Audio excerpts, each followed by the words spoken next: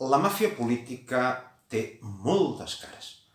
A Espanya hi ha el PSOE dels Gal i de Filesa, el PP de Gürtel o la corrupta monarquia borbònica de les comissions àrabs. A Catalunya tenim la màfia del 3% dels convergents, de la qual són fills tots els actuals dirigents de Junts per Catalunya. Però ara sembla que una nova família vol fer-se un lloc en l'univers mafiós quadribarrat.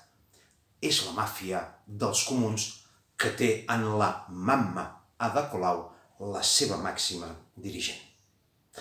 Com que les famílies mafioses sempre fan negoci amb els de la seva corda, avui hem sabut que el govern de la Mamma, a l'Ajuntament de Barcelona, volia aprofitar el decret d'estat d'alarma per concedir una subvenció que només és permesa per temes relacionats amb la lluita contra el Covid-19 a l'empresa Mediapro per un valor que podia arribar al $500.000 pel concert frustrat Barcelona canta la vida.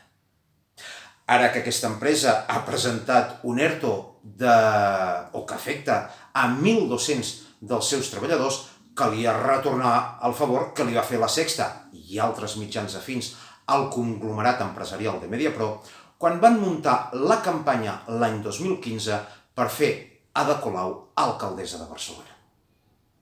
Aquest Jaume Roures sabia el que es feia, perquè promocionant una toia mediocre que només tocava el pito amb una samarreta verda de la PA, s'assegurava cobrar la factura amb escreix.